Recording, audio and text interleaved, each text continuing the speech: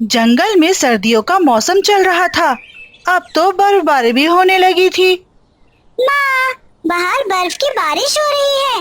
मैं खिड़की बंद कर लेता हूँ, नहीं तो सारी बर्फ घर के अंदर आ जाएगी। हाँ बंटी बेटा, आप खिड़की बंद कर लो। ठंडी ठंडी हवाएं आ रही हैं। फिर मैं आपको भोजन देती हूँ।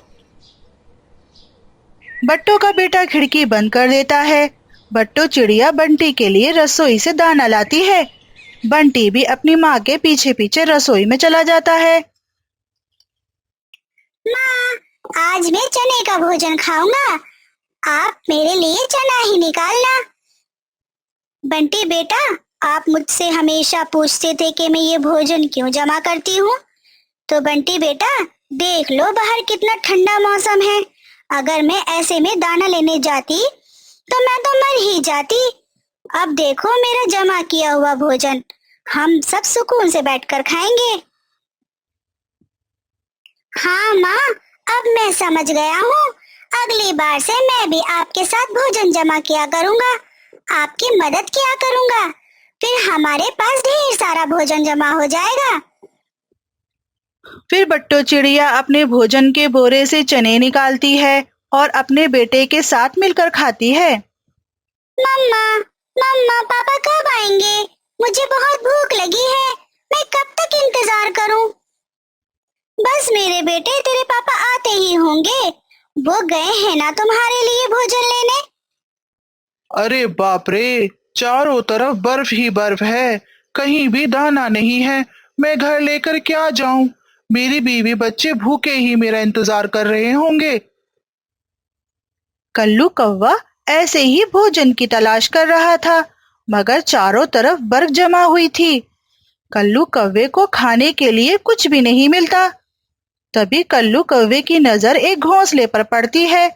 उसमें किसी पक्षी का एक अंडा रखा हुआ था। अरे वाह, घोंसले में तो अंडा है। हम जैसे कौवे तो अंडे भी बड़े ही शौक से पीते हैं।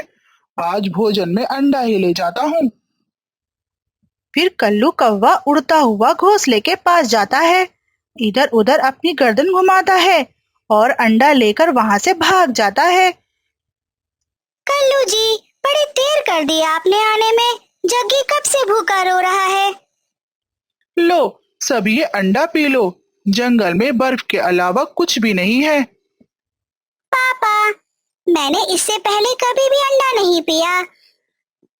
ये अंडा कैसा होता है पीने में पापा? जग्गी बेटे, ये अंडा बहुत ताकतवर होता है और स्वादिष्ट भी। तुम इसे पियोगे तो जानदार पक्षी बन जाओगे। फिर तो मैं जरूर पीऊंगा माँ। मैं कमजोर भी हूँ, देखो तो कितना सूखा सा हूँ। इतना बोलकर जग्गी कौवा अंडा पी लेता है। कल्लू और भूरी थोड़ा थोड़ा अपना पेट भर लेते हैं। कल्लू जी, अंडा बड़ा ही स्वादिष्ट था। मैं तो कहती हूँ सर्दी सर्दी भोजन की जगह अंडे ही लाया करो। हाँ भूरी, ज्यादा मेहनत भी नहीं करनी पड़ती। जंगल में ऐसे पक्षी बहुत हैं जिनके पास छत वाला घोंसला नहीं है। हम सर्दियों के मौसम में आराम से अंडे पी सकते हैं। चलो कल्लू जी, मेरा तो पेट भी नहीं भरा। एक अंडा और लेकर आइए ना। भूरी, घोंसले में 2 अंडे हुए तो मैं अपनी चोंच पे एक ही ला पाऊंगा। तुम भी मेरे साथ चलो, इस बार 2 अंडे लाएंगे। फिर कल्लू कौवा और भूरी कौवी अंडा चुराने के लिए चले जाते हैं। स्वीटी, मुझे माफ कर दो। मैं अगली बार छत वाला घोंसला ही बनाया करूंगा। मोटू जी, आप जानते थे मैं इन सर्दियों में अंडा देने वाली हूँ। फिर भी आपने बट्टू चिड़िया जैसा घोंसला क्यों नहीं बनाया? मैं बना लूंगा, बहुत ही जल्द मैं नया घोंसला बना लूंगा।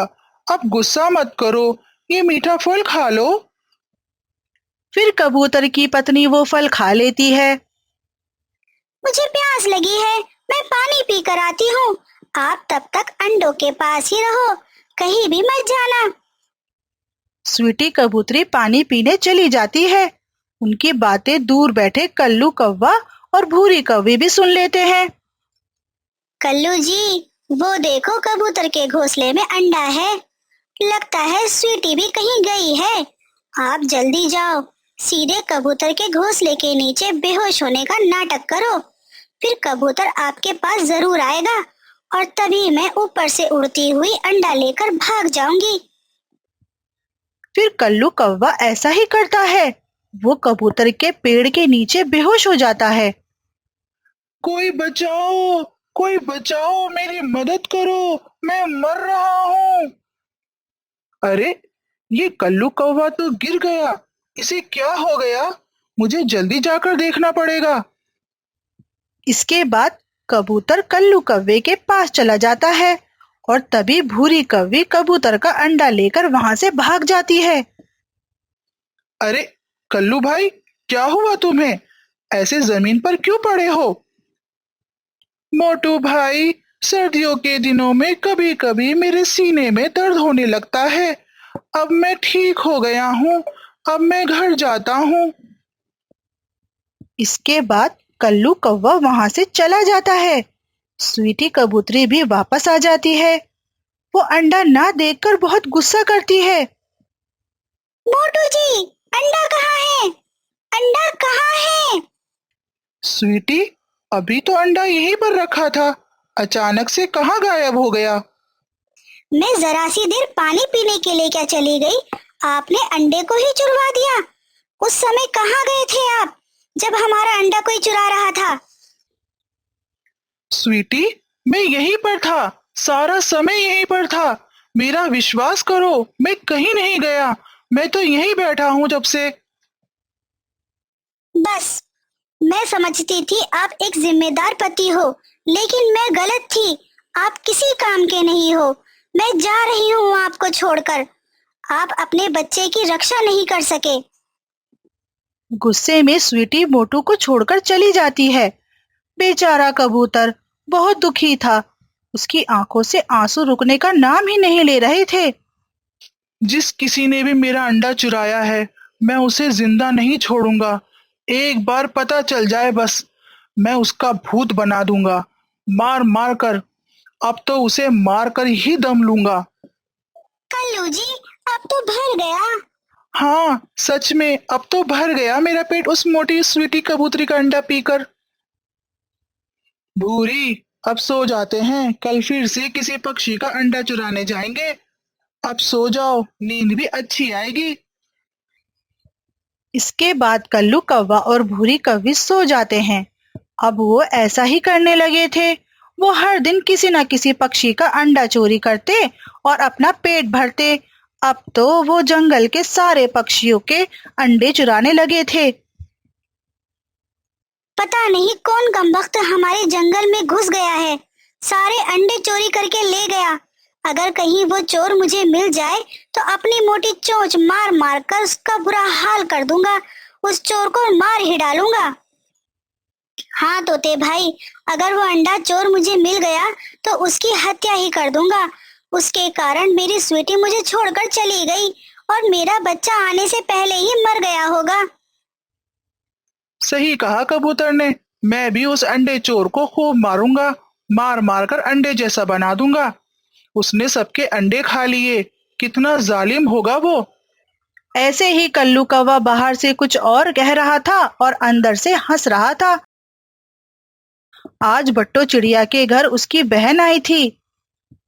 आओ आओ मेरी प्यारी बहन, आज कैसे मन कर गया तुम्हारा?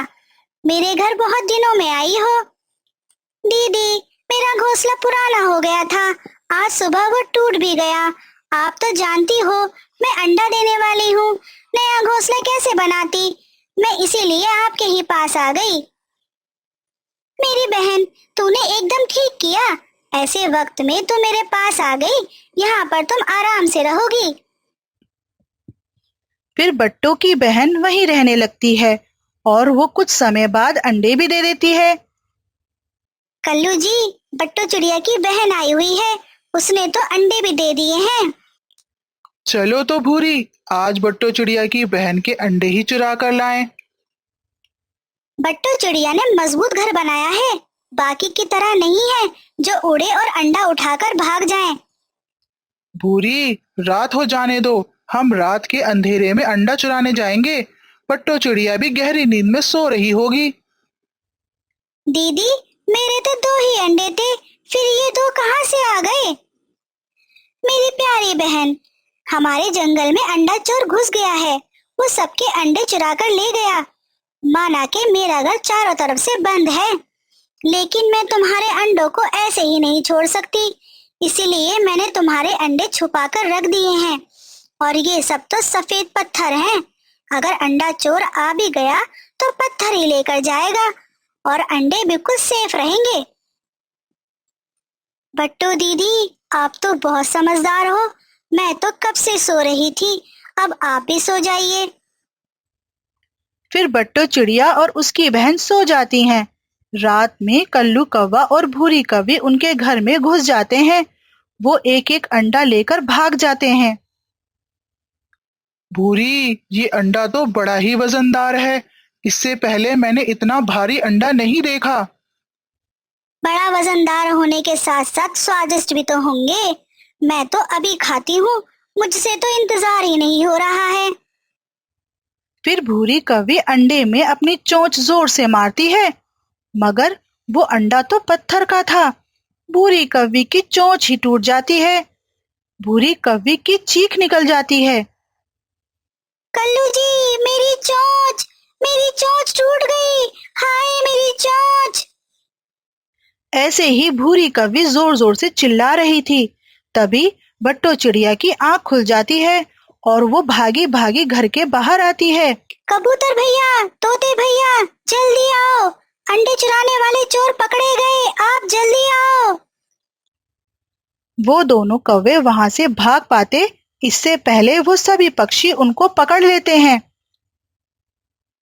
भूरी, मर गए भूरी, तुम्हारे चिल्लाने की वजह से मर गए।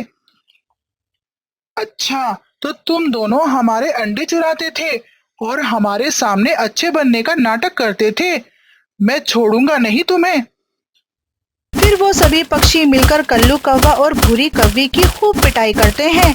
इस तरह से कल्लू और भूरी को खूब मार पड़ती है और उन्हें अपनी करनी का फल मिल जाता है। तो दोस्तों, कैसी लगी आपको ये कहानी?